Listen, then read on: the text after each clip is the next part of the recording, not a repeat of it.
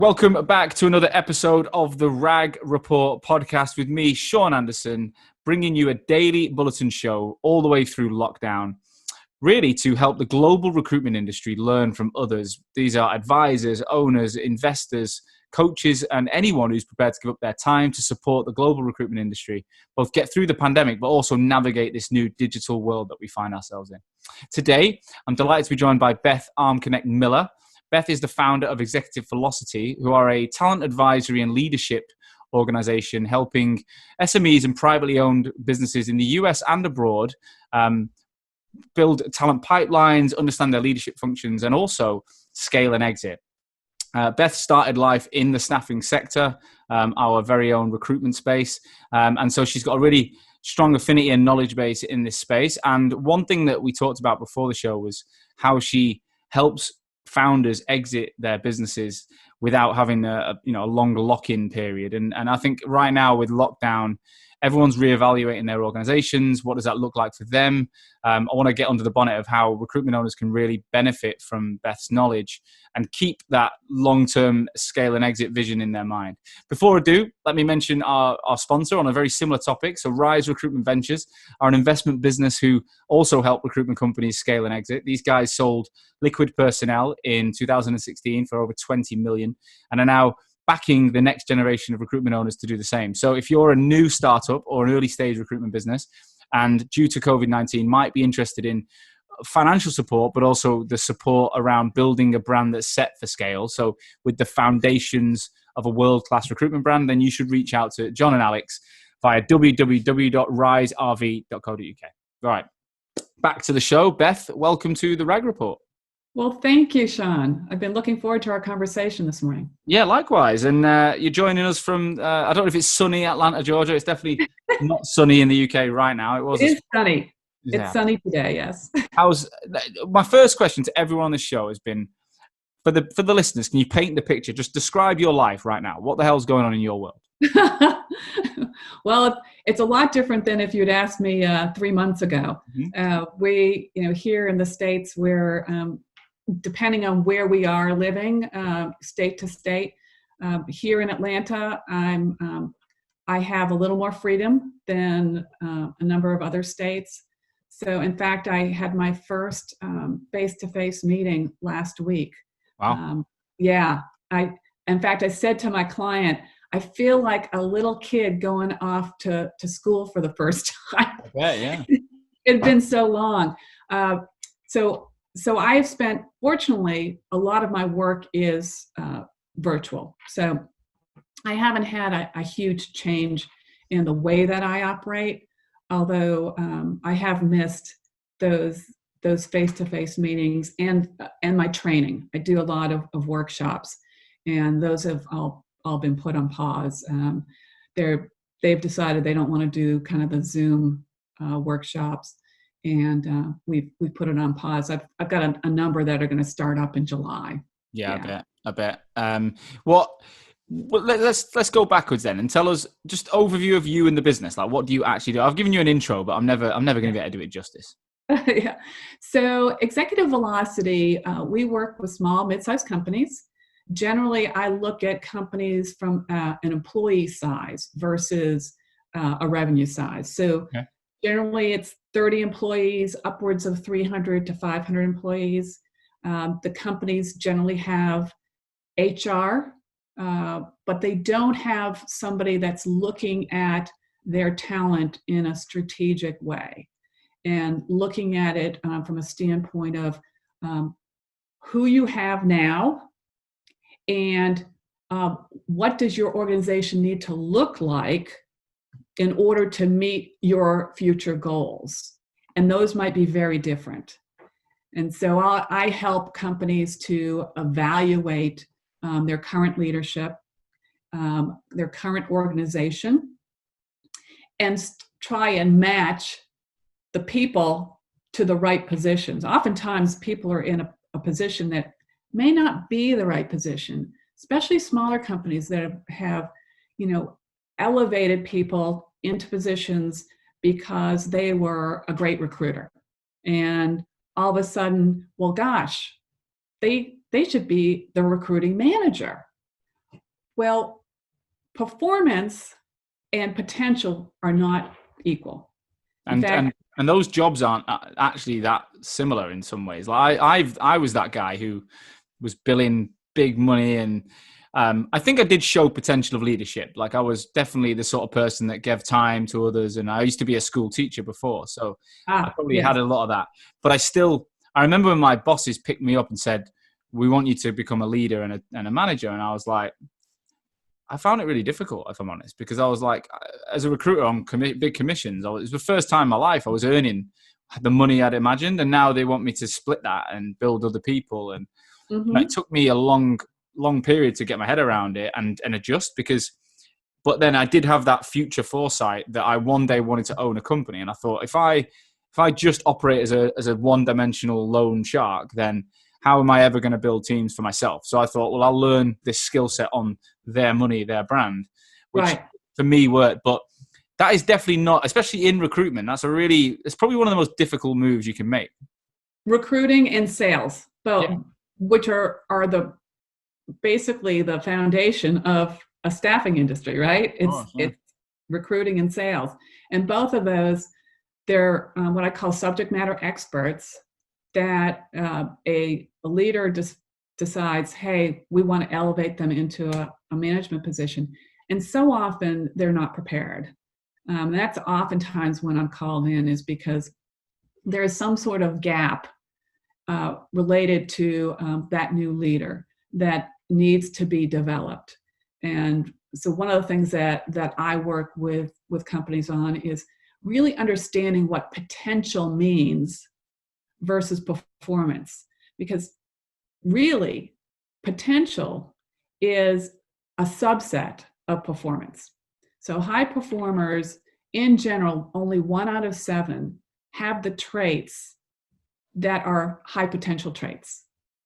And a lot of companies get confused as to performance and potential. So I have that conversation. We really define what potential looks like in their organization. And part of that often will be identifying their core competencies that an organization has and needs from its employees, and the core leadership competencies that leaders need to have within that company. It's such I think it's a really interesting space. Like my business, like just before lockdown, we were working with someone like you, who's been very, very experienced in growing marketing agencies, right?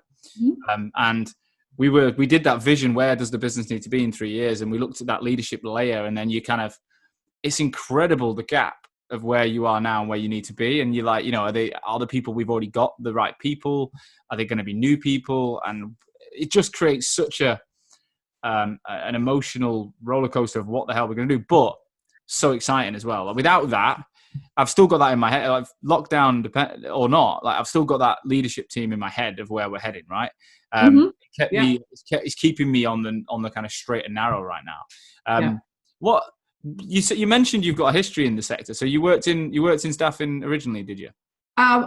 It was basically my second career. Right. I started actually in finance with a Fortune 500 company, and left. I was in sales at the time. I went from finance to sales, and left to work for a staffing firm. Right. And that's where I met my husband, who was selling as well, but in a different geography. And when we got married, we couldn't be competing. So he went off and started an accounting temporary services firm. I was in the IT sector. And he finally convinced me, because he was the entrepreneur. I'm not a big entrepreneur. Right. He convinced me to join him and start a IT consulting. So we started actually high up and did project work, and then we went downstream to staffing. Okay. Yeah. So that was back in the 90s that we did that work. Yeah. So that'll set you in good stead to work with staffing businesses now, though, right? Yes. Oh, yeah. Although, it's interesting. It's the industry has definitely changed, but the the core of it hasn't, right? It's all about people, Hmm. all about people. What I find very interesting, and we made the same mistake when we had our firm, was we were great at finding people for our clients. But when it came to recruiting and identifying the right people for our team, we weren't so good at it. I'm interrupting today's episode to bring you a message from our sponsor, Odro, the market's leading video interview platform. But today we're not talking about making video. We're talking about an industry-wide challenge they've put together to raise money for the Teenage Cancer Trust. And it's called the Active Recruiter Challenge. So coming up on the 10th of July, which is a Friday, they are challenging recruiters all over the world to run either a 10K or a half marathon, running from your homes and choosing your route up and down the country. So everyone's getting involved. I'm personally about to get involved. I've held back because I've had some injuries, but I'm about to do it. I know my business partner and my mates are getting involved. It's £25 each, and you can nominate your friends and get your whole business, all your recruitment team included. Choose whether you want to run a half marathon or a 10K. I fancy the half, but I'm not sure I'm fit enough, but let's see. And get involved by downloading the Strava app. So they've put together a very specific Strava group that you sign up to, and then you join the group with your friends, colleagues, and all the other recruiters out there. There's going to be a runner's pack with numbers and wristbands that will be sent out by the Odro team. And you can see all the information on Odro's blog for further details. It is as close as we can get to the real thing of meeting people, being together right now. And also it's for an amazing charity. So, you need to get started and do this, guys. I'm officially training. I hope you're going to be there too. All the information is going to be shared below this episode. So get involved. Back to the show. What I find very interesting, and we made the same mistake when we had our firm, was we were great at finding people for our clients. But when it came to recruiting and identifying the right people for our team, we weren't so good at it.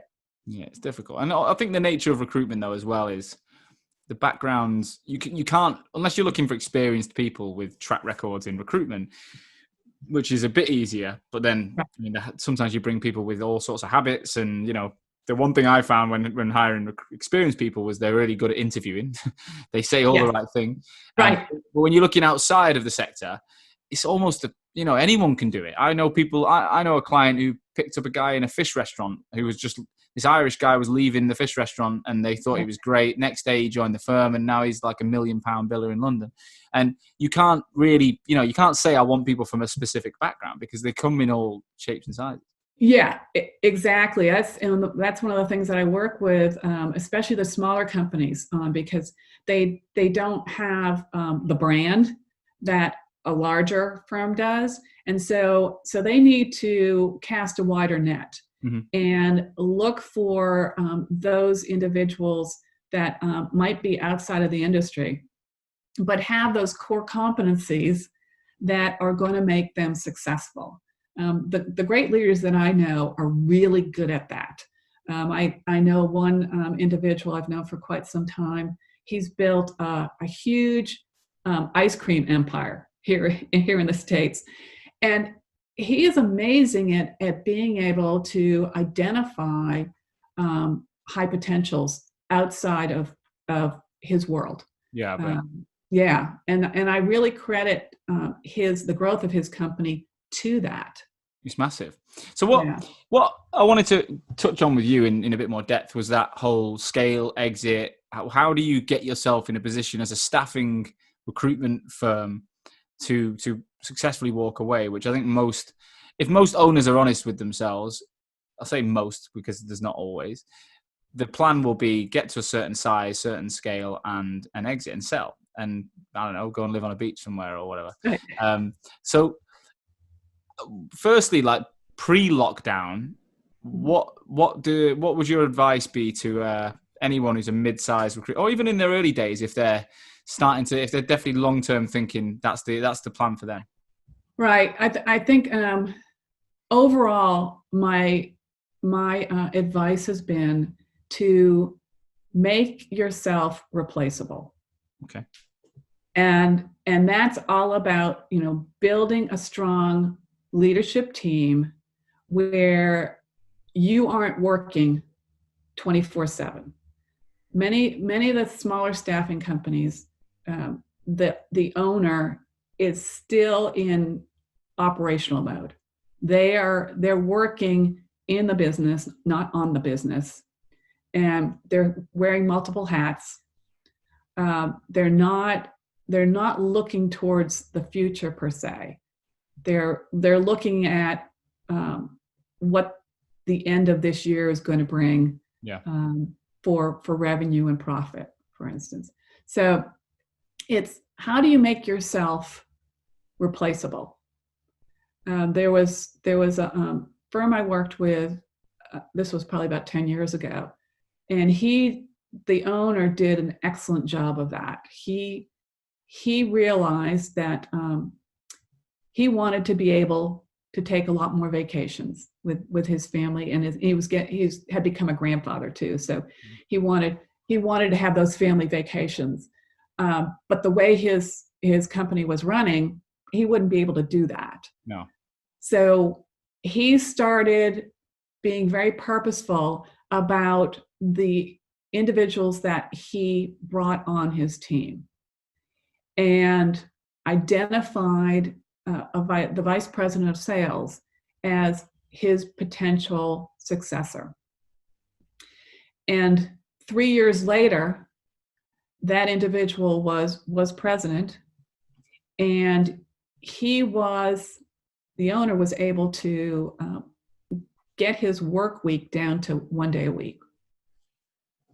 Sounds like the dream. It is, but it takes a lot of work.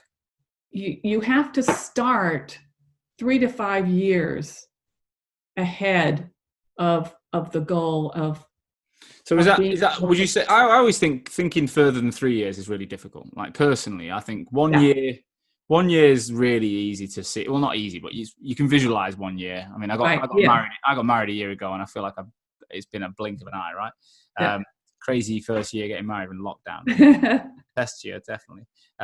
But 3 years, I can see it. I can feel it. 5 years just feels a bit, I don't know, a little bit, you're making stuff up after 3, in my head, a little bit. Yeah, and you are, but you've got to put a stake in the ground, right? And the issue is, if you want to create that leadership team, you don't want to be hiring the president and training them and getting them up to speed over the next year, because that individual, they don't have the history. No, they don't have that culture that they understand the company has. I mean, it'll take some time for them to really understand what drives the culture. Ideally, especially again in those small, mid-sized companies, you want to identify and develop somebody from within.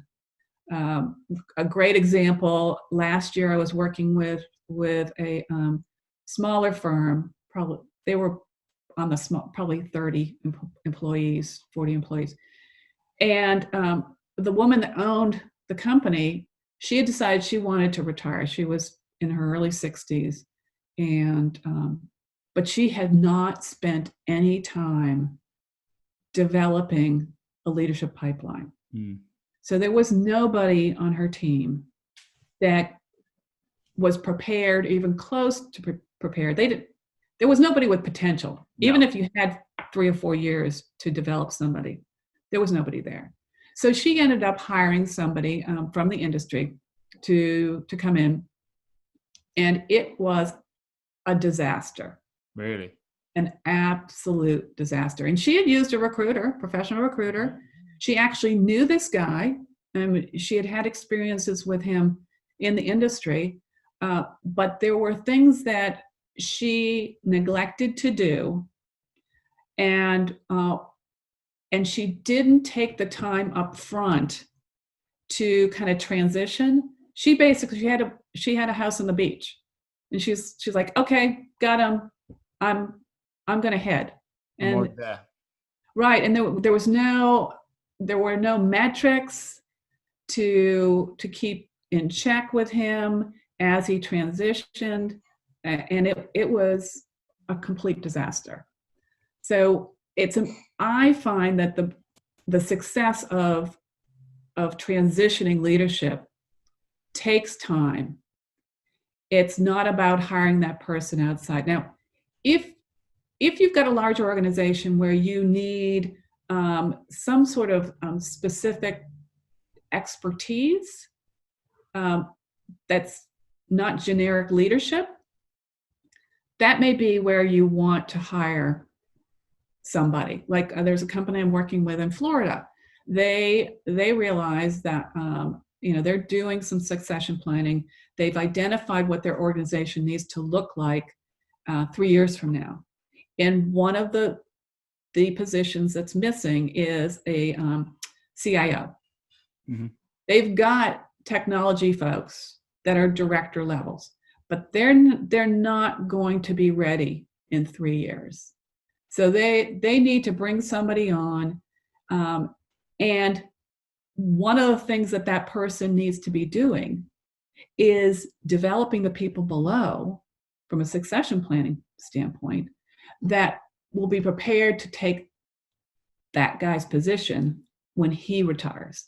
Yeah. So it's looking at that pipeline and identifying who are those people that have potential and what are the development plans for those people. One of the things about the nature of recruitment owners, though, is and I hope people listening aren't going to hate me for this, but I'm probably not that far away. It's quite ego driven. Typically, they're quite, they've been really successful salespeople, and most owners I talk to, they'll still say, I've got the best relationships with clients in the business, and if things need to get done, I'll drive it through, and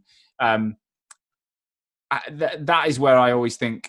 It's kind of my biggest fear of myself, if I'm brutally honest, is that am I going to struggle to, one, I've built this brand which is synonymous with our business, but two, can I really let go? Can I give other people the rate? And that's what I've got to work on. I really want to do that. Have you seen that before, where the recruitment owner is they say they want to exit, but their behaviors are completely yes, and it's not just with the recruiting industry. A lot of it is, my belief is that your persona, and your identity, it revolves around your company, whether it be a recruiting company or a manufacturing company, whatever. If you have built the business and watched it grow, much of your time and energy over the last how many years has been with that company. Yeah. And so I spend a lot of time, especially with older leaders, owners of companies, so in their late 50s, getting them to start thinking about what does life look like after the sale of your company. How are you going to have a purpose-driven life? Because your purpose before was your company. Now what's it going to be? Yeah, the guys from Rise, who are the sponsors of our show, I had a similar chat in October, November last year, and they talked about really quite almost being a little bit depressed when they sold. Like these guys were mid-30s, I think, made over 10 million each, and what do you don't even know what to do with that kind of money, but also they were so ingrained in a business that they'd stepped back, but still their whole lives were associated. And then when they stepped away, they were completely away, and they weren't going back in, they were out. So it was like, I think they took a bit of time to get used to that. And and then they said, there's always a second horizon. That's why they've started a new business, because they're not done yet. And I think depending on your age, there's a lot of recruitment owners in their 30s and 40s that have got really substantial companies that are turning over millions, and they might sell in before they're 40 or before they're 45. Right. I know. Are you really ready at that point in your life to sit and play golf every day or whatever? I mean, you're not, are you?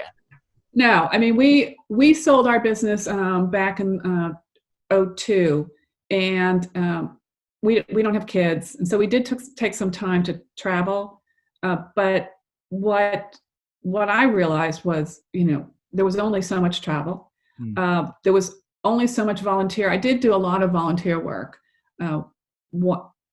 thinking that I was going to be retired. And then I got bored really quickly. And one of the things that I realized about myself was that I love to learn, and I need to have my mind challenged.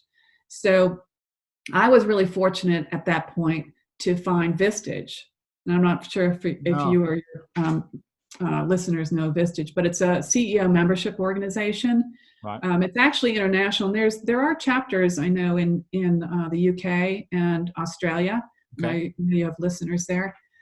It's a way where business owners, privately held for the most part, come together on a monthly basis. Right. And chairs like myself would facilitate the meeting. And it was a safe place for leaders to get advice. So it was like an advisory board or a think tank. But one of the things that it provided me was that I was always learning from these folks. Mm. And I also provided coaching. So that's how I got involved with coaching was through Vistage. Right. Yeah. And then the third component for Vistage is a speaker that comes in. So I was constantly learning. And then when I stepped away from Vistage last year, that was a big hole for me. But I realized from going through selling the business back in 2002 that I needed to fill that. And so I've been really purposeful about getting education, seminars and webinars and things like that feed that for me. A message from our final sponsor, Vincere. Vincere, if you don't know, is the all-in-one CRM ATS platform for recruitment and staffing businesses globally.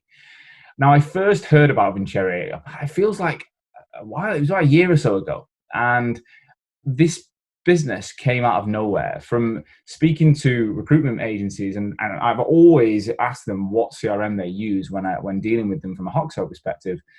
The same players usually used to come up, but this word Vincere kept coming up, and I was like, okay, I've heard this 2, 3, 4, 5 times. It must be an interesting brand. And now I hear Vincere almost as much as any other brand out there. So I did my research, and what I love about Vincere is they're looking to partner and invest in the same types of organizations that Hoxo do, which is the future high growth recruitment business, what I call progressive owners.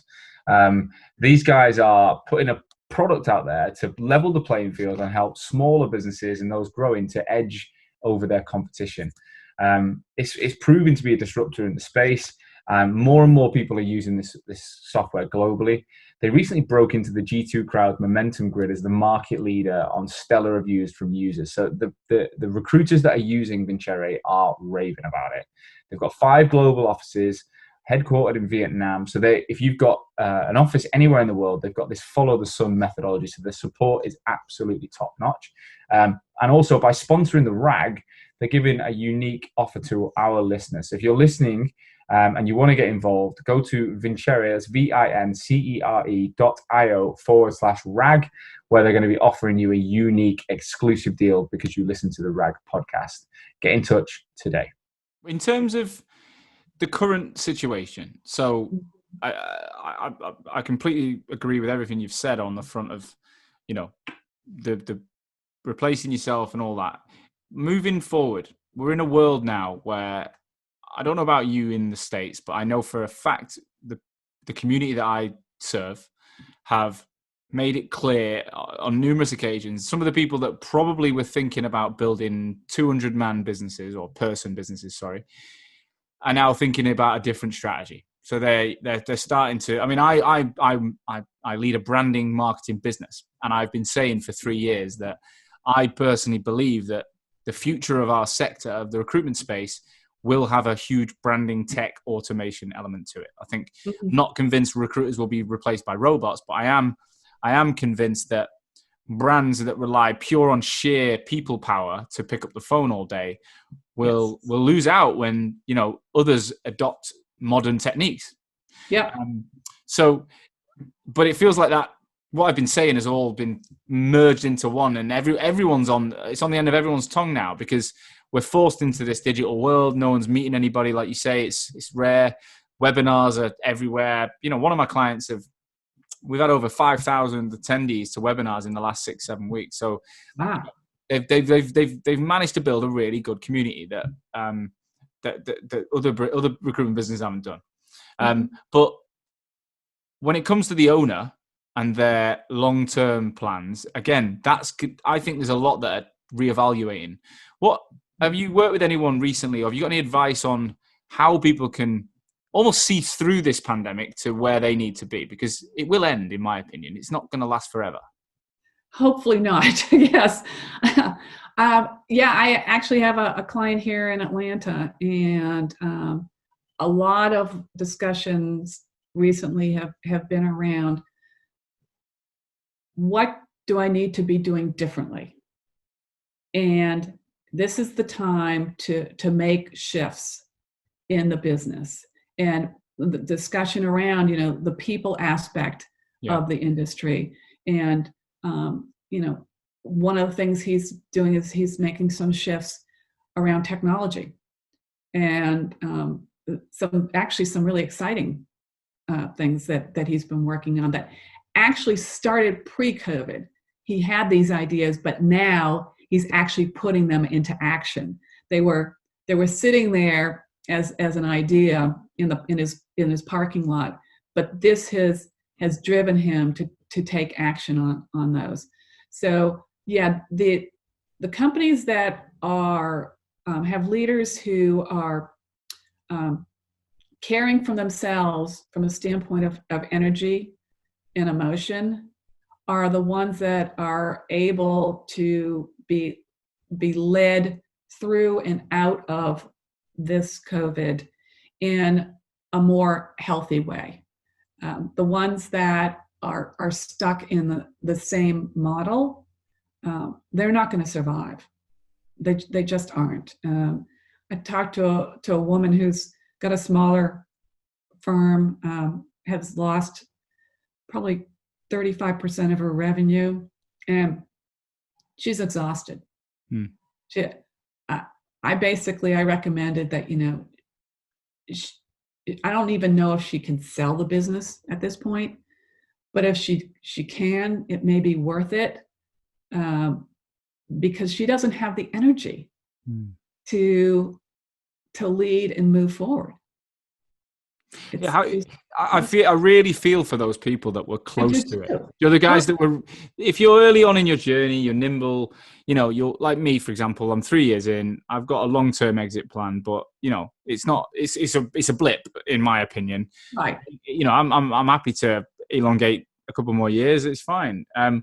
But if you're 10 or 15 years in the game, 20 years in the game, you had a sale time of, I don't know, summer 2020, and you've now lost 35 to 50% of revenue, you've put your team on furlough or whatever. How do you bring yourself back from that? How do you cope? Because surely you're constantly just thinking, what if? What if? Yes. Yeah. I mean, and part of that is that mental toughness that some of us have and some of us don't. Those that don't, either you pull up your bootstraps, as we say, and soldier on, or you need to figure out your exit quickly. The people that I work with, like the woman I shared with you, who's I recommended that she probably sell. I'm not even working with her. She reached out to me, and it was almost like she needed a therapist to talk to for 30 minutes. But as I heard her talk, I knew that I couldn't help her. Yeah. She was too far down the path. This was something that had been going on pre-COVID. She had lost energy pre-COVID, and now this kind of put her over the edge. Yeah. And so I personally, when I look to work with business owners, I'm looking for those that have that energy That doesn't mean that they don't have hiccups. And those are the times that I help get them through those, Mm-hmm. is helping them to think about situations differently by asking questions that they probably have never asked themselves before, and helping them set themselves up for the future. My role, even though, especially if I'm working in a staffing company, yeah, I have the experience and knowledge of the industry, but it's the leader's job to come up with the solution. It's my job to ask the questions and challenge their self-limiting beliefs to help them get to that solution. Right. Makes sense. So it is really about looking deep into yourself and thinking, do I have the fight for this? Exactly. Do I have the fight for this? Yeah. I know someone who, at the beginning of lockdown, different industry, but they lost I think 85% of their revenue in a week. And I was chatting to him and he said, I don't want to fight it. He said, so he's scaled it right down. He's basically like a freelancer now, and he seems quite happy. Like, he wasn't enjoying it pre-COVID when it was a big size. So he was like, it's not. But he was pretty quick to identify that he wasn't in the fight, and I think that I think that was a good thing, because it kind of freed him up of the burden. Whereas if you know deep down you've not got the fight, but you're trying to show you do for other people, that must be it must feel like you're running in quicksand. And that was my advice to her as well, was, if you don't have the energy, the people around you are going to know it. Yeah. They're just going to know it. And they look to you for their leadership, and you're not at a point in your life that you can lead them forward. So if you can sell, look at it. If you can't, then what are your options there? Well, and then her option is, how does she set up her company where it's as nimble and cost efficient as possible. So, she was thinking, okay, I've got some office space. The lease is running out in 6 months. I'm not going to re-up. We're going to work from home. We've been working from home anyways for the last 3 months, and it's worked fine. So, how does she reorganize to a point where she's not losing money?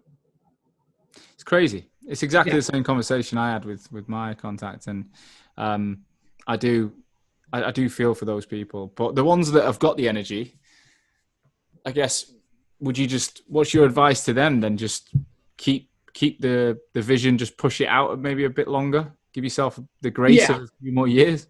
Right, exactly. And most of them are the ones that I've spoken to, 9 times out of 10, they realize that this is the rebuilding year. Just like back in 08, 09. It's a rebuilding year, and if they had plans to sell in the next couple of years, well, that's going to be a few years out. Or they just have to readjust their expectations for the sale. But the final thing then, we've got a few minutes, but in order to sell, whenever it is, whether it's 3, 5, 10, 15 years, the key components that you need to consider are that you've replaced yourself from almost all operation. Exactly. Including that CEO sign off. You need somebody else who's doing that. Yes. At that point. And what would you be doing in that? What would you be your role before you exit? What would be the things you would be responsible for at that point? So it's in the case of this one gentleman I was talking about, he got to the point where there were only major financial decisions. If they were going to buy some significant capital equipment or something like that he would get involved with the decision. But all the hiring, he didn't know who was coming and going from the organization. He had set up a reporting mechanism, so he knew how things were going, and unless they went sideways, he wasn't going to step in and and talked with the president about it, because the president, they had been working long enough together that he knew and had the confidence and trust in that individual that things were going to be fine. And ultimately what happened was he was able to sell the business. He had 2 cash offers, all cash, and he had no employment contract. So he literally could walk away. I mean, that's Nice. like It's the unbelievable. dream. It's the dream. Yeah. Well, Beth, you got me thinking about my day on the beach in the future, but it's going to be a long time for now. But look, that's all we've got time for. Thank you so much for giving us your time today. And I'm sure the listeners have enjoyed the show, and your words of they're actually really, really simple stuff, but stuff that you forget. And at times like this, you need to hear. So if anyone wanted to reach out and ask you, to help them or just for advice, maybe they need 30 minutes of a psychology therapy session. Are you interested in that? Yeah, so couple things. One is during these challenging times, I am offering 30-minute pro bono coaching. Great. So they can reach me through LinkedIn, which is Beth Armknecht Miller, which is ARMKNECHT Miller. I'm the only one. We'll make sure you're tagged in this all as well. So yeah. And then my website, which is executive-velocity.com. Brilliant. All right. Well, look, I'm sure people will take you up on that. Guys, that's it for another episode. I hope you enjoyed it. I know you've got your long-term visions. We've all got our short-term tactical things to think about, but it's still important, even at times like this, to pull your head out of the water. Look above the business rather than inside the business, and think about the future, because we've all got the future. We just need to be a bit more patient than probably we were before. In the meantime, don't forget, I don't ask for you guys to pay me for this show. I do ask you to do one thing, which is share the show. So share with another recruitment owner. If you're in a network, you've got friends who own businesses, please pass this on, because people like Beth are giving up their time, and this information is going to help us all come through the pandemic together. I'll be back again tomorrow with more insights from around the world. In the meantime, you stay safe, and I'll see you soon.